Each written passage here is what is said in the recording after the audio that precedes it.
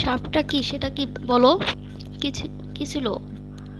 Ma'am, sharp একটা circular অংশ যেটা হুম। মোমেন্টের কারণে টরশন টুইস্টিং হয়। আচ্ছা, আজকে যেটা হচ্ছে সেটা হচ্ছে হলো শাফট, মানে হচ্ছে কি আমার ভেতর অংশটা কি হচ্ছে আমার ফাঁপা। এই হলো শাফট আমরা ব্যবহার করার মূল কারণটা কি বলা হয়েছিল?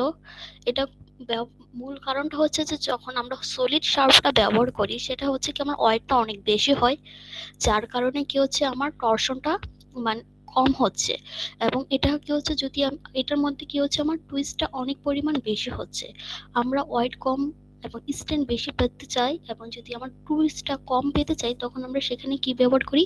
হলো শার্পটা ব্যবহার করে থাকি। কথাটা বুঝাইতে পারছি? জি ম্যাম, বুঝতে পারছি। কথা কি বোঝা যাচ্ছে নাকি খুব দ্রুত হচ্ছে? ম্যাম একটু আসতে বললে ভালো হয়। ওকে। আচ্ছা, আমার যখন দ্রুত হয়ে যাবে তখন তোমরা একটু বলে দিও যে দ্রুত হচ্ছে, একটু আস্তে হলে ভালো হয়। ক্লিয়ার? জি ম্যাম। আচ্ছা, তাহলে হলো শাফটটা কি বললাম? হলো শাফটটা হচ্ছে এমন এক ধরনের শাফট যেটা ক্রস সেকশনের ভিতরে ফাঁপা থাকে।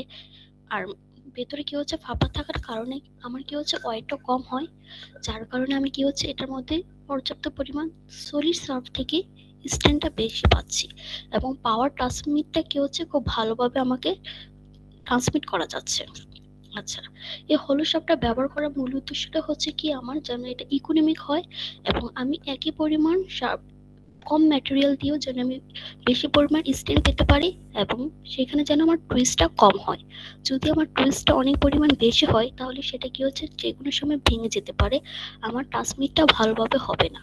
এই কারণে আমরা কি করি, হলো শার্পটা ব্যবহার করে থাকি। এতটুকু ক্লিয়ার তো? জি ম্যাম। ম্যাম, হুম। এটা টুইস্ট কম হবে তার মানে তো এটা হ্যাঁ, সহজেই ভেঙে যাবে। অ্যাঙ্গেল অফ টুইস্টটা যদি কম হয় তাহলে কি হবে বলো তো? অ্যাঙ্গেল অফ টুইস্টটা কম হলে কি হয়? ম্যাম, সহজে বাঁক নিতে পারবে না নাকি বলতে পারতেছি না ম্যাম। আচ্ছা, যদি আমার টুইস্টটা কম হয়, টুইস্টটা কম হচ্ছে হলে কি হচ্ছে আমার আমার যদি টুইস্টটা অনেক পরিমাণ বেশি হয় তাহলে এটা কি বেশি পরিমাণ কি হচ্ছে আমার কি হবে বলো তো? বেশি পরিমাণ বাঁক নিবে। হ্যাঁ, যদি বেশি পরিমাণ মোচড় তৈরি হয়ে যায় তখন আমার অতিরিক্ত পরিমাণ হয়ে গেলে তখন এটা কি ভেঙে যাওয়ার কি হবে না? জি ম্যাম। কথাটা বুঝাইতে পারছি?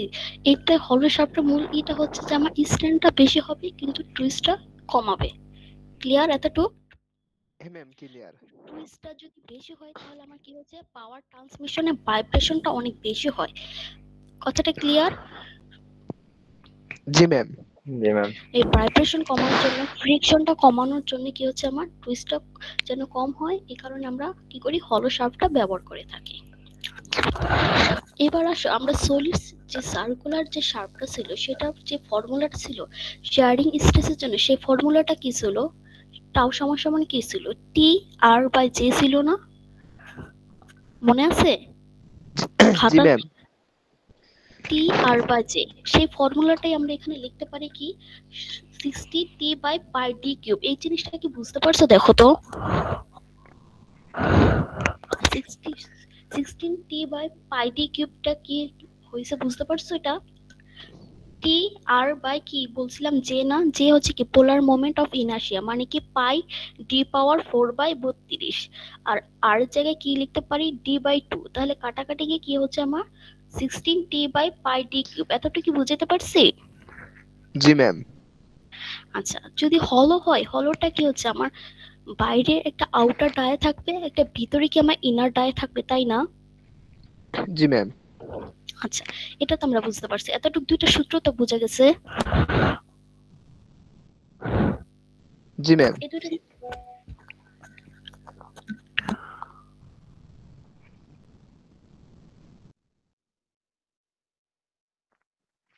ম্যাম স্ক্রিন দেখা যায় না।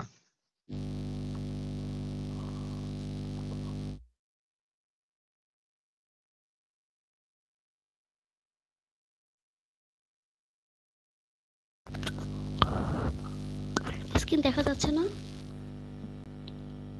জি ম্যাম, দেখা যাচ্ছে তো। ইশতিয়াক ভালো করে একটু দেখ, দেখা যাচ্ছে। আচ্ছা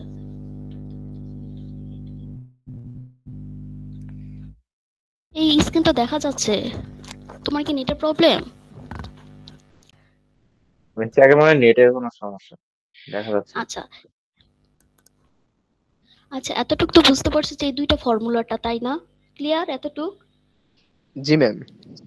আচ্ছা এখানে তোমাকে কি বলছে, এখানে তোমাকে একটা প্রমাণ করতে বলছে যে হলো শাফট থাকবে, সেই হলো শাফটে ইনার যে ডায়ামিটারটা থাকবে, সেই ইনার ডায়ামিটারটা আউটার ডায়ামিটারের অর্ধেক হবে, এবং তোমাকে প্রমাণ করতে হবে যে সলিড শার্পের যে টর্শন হচ্ছে সেটা 15/60 হচ্ছে কি আমার হলো শার্পের। কথাটা কতটুকু বুঝাতে পারছি? তোমার এখানে কি বলছে, হলো শার্পের যে ইনার ডায়ামিটারটা থাকবে সেটা কি বলছে আউটার ডায়ামিটারে কি হবে আমার অর্ধেক হবে, এবং তোমাকে প্রমাণ করতে বলা হচ্ছে যে সলিড শার্পের যে টর্শনাল স্ট্রেন হবে সেটা হচ্ছে কি আমার 15/60 কি হচ্ছে হলো শার্পের হবে। কথাটা এতটুকু দেখো তো ক্লিয়ার নেই? জি ম্যাম, এতটুকু ক্লিয়ার। আচ্ছা তাহলে এবার আমরা ফর্মুলাতে বসাই দিই। পাই T D by 16 TD by pi D power 4 minus D power ছোট হাত ছোট ডি পাওয়ার 4, এটা তোমরা বুঝতে পারছি? ক্লিয়ার এতটুক? এই ফর্মুলাটা এতটুকু তো বুঝতে পারছো? জি ম্যাম, এতটুকু বোঝা গেছে। আচ্ছা এবার ডি এর জায়গায় আমরা কি বসাবো, যেহেতু বলছে ইনার ডায়ামিটারটা কি হবে আউটার ডায়ামিটারে কি হচ্ছে অর্ধেক হচ্ছে, তাহলে আমরা এখানে কি ডি বাই 2 বসায় দিচ্ছি। ক্লিয়ার এতটুক? এবার যদি লসাগু করি, এখানে লসাগু করলে কি হবে, লসাগু করলে এখানে কি হচ্ছে আমার 15/60 ডি পাওয়ার 4 পাই হচ্ছে। কথাটা এতটুকু ক্লিয়ার? এবার দেখো তো এই 16t/πd³ এটার মানটা কি হচ্ছে আমার টাও এস হচ্ছে না? টাও এস মানে কি সলিড শাফটের মানটা পাচ্ছি না আমরা? এতটুকু বুঝাইতে পারছি? জি ম্যাম, বুঝতে পারছি, এটা তো সলিডের অংশ হচ্ছে। সলিডের অংশ, তাহলে টাও এস ইনটু কি হচ্ছে আমার 15/16, তাহলে কি হচ্ছে টাও এস বাই টাও এইচ সমান সমান কি 15/60, তাহলে টাও এস সমান সমান কি হচ্ছে 15/60 টাও এইচ। এতটুকু প্রমাণটা কি ক্লিয়ার? এতটুকু বুঝাইতে পারছি? জি ম্যাম, বুঝতে পারছি। আমি কিন্তু ক্লাসে শুধুমাত্র শিহাবের রেসপন্স পাচ্ছি, আর কারোর পাচ্ছি না। কথাটা বুঝে? হ্যালো, থার্ড লাইনে 15/16 কিভাবে লিখলেন? কি বললাম? ওই যে 3 নাম্বার লাইনটা ম্যাম, এই 16 TD by pi D to the power 4 into 15/16, এটা কিভাবে 16/16 কিভাবে হয়েছে? আচ্ছা তোমার এখানে কি বলেছে, ফর্মুলাটা কি ছিল আমার 16t D by pi D power 4 minus D power 4, এটা এই ফর্মুলাটা কার জন্য? এই ফর্মুলাটা হচ্ছে আমার হলোর জন্য। কথাটা ক্লিয়ার? এবার তোমাকে কোশ্চেনে বলছে যে ইনার যে ডায়ামিটারটা থাকবে সেই ইনার ডায়ামিটার হবে আউটার ডায়ামিটার অর্ধেক, তাহলে এই জায়গায় তুমি মানটা বসাও d/2, তাহলে d/4 আর নিচে কি হচ্ছে 16 হচ্ছে, আর এখানে তোমার d/4 হচ্ছে। তুমি লসাগু করো তাহলে 16 হচ্ছে, 16 থেকে একটা বিয়োগ দিলে কি হচ্ছে 15 ডি পাওয়ার 4 হচ্ছে। ক্লিয়ার এতটুক? উপর জি উপর ম্যাম, ডি ডি কাটা গেলে তো d/3, তাহলে এই 16t বাই পাই বুঝতে ডি পারছি। কিউব এটার মানটা হচ্ছে ts। কথাটা এতটুকু ক্লিয়ার? এবার তুমি কি জি ম্যাম, করছো, সূত্রটা রিঅ্যারেঞ্জ করে তুমি এই ফর্মুলাটা পাচ্ছ। এতটুকু বুঝতে পারছি? জি ম্যাম। আচ্ছা এই হচ্ছে তোমার একটা ছোট প্রমাণ। এবার আগে বললাম এটা হচ্ছে তোমার কিসের জন্য, হলোর জন্য, কি তোমার ফর্মুলাটা একটু খেয়াল রাখবা। এবার তুমি যদি একটা ম্যাথে যাও তাহলে তোমার ম্যাথটা একটু সহজ হবে। আচ্ছা এবার দেখো ম্যাথটা কি বলছে, determine the maximum torque that can be applied to a hollow circular steel shaft of 100 millimeter outside dia and 80 millimeter inside dia without exceeding a shearing test of 60 megapascal or a twist angle of twist দেওয়া হচ্ছে তোমার 0.5 degree, আর তোমার গিগাপ্যাসকেল জি এর মানটা দেওয়া আছে modulus of rigidity দেওয়া আছে তোমার কি হচ্ছে 83 দেওয়া আছে। এটা হচ্ছে কি তোমার কোশ্চেনটা।